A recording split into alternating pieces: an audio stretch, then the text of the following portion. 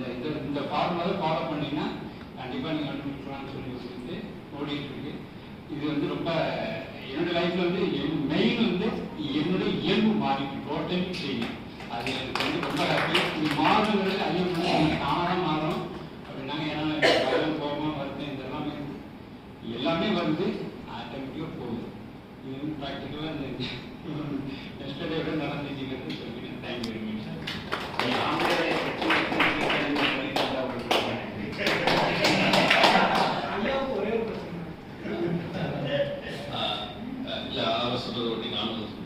நான் வந்து ஞானம்லாம் வந்துட்டு போன பிறகுதான் அவங்க சொல்றாங்க ஞானம் அடைஞ்ச பிறகுதான் வாழ்க்கையை தொடங்குது. ஞானம்லாம் வந்துட்டு போன பிறகுதான் எனக்கு வீடு இருக்கு, நம்ம ஒரு குடும்பம் ஃபேமிலி சந்தோஷமா இருக்கும்.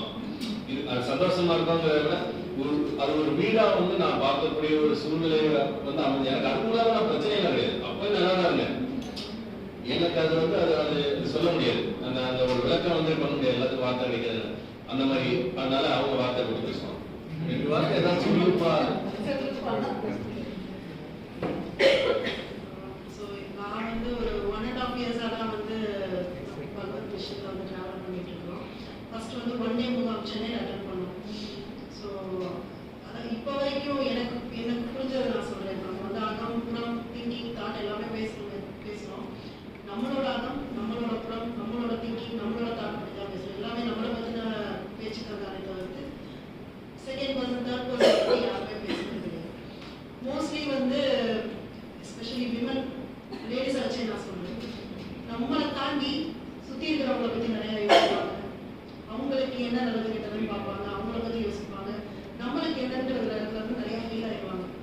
ஸோ செல்ஃப் லவ்ன்றது வந்து என்னை பொறுத்த வரைக்கும் நான் வளர்ந்த எப்படின்னா செல்ஃப் லவ்ன்றது வந்து சுயநலம் தான் என்னோட மைண்ட் செட். உண்மையிலேயே விரும்புகிறேன்னா அது சுயநலமாச்சே தப்பாச்சே இப்படியெல்லாம் இருக்கக்கூடாது, அடுத்தவங்களுக்காக தான் இருக்கணுன்றது தான் வந்து நான் வளர்ந்த விதம். நான் கேட்டு தெரிஞ்சுக்கிட்டது எல்லாமே அதுதான். அது வந்து இல்லை, முதல்ல நம்ம அடுத்தவங்களை பார்க்க தெரிஞ்சவங்களுக்கு நம்மளை நம்ம பார்க்க தெரியணும். நம்ம செல்ஃப் லவ் பண்ணுறோமோ இல்லையோ செல்ஃப் ஹேட் நிறையா பண்ணுவோம்.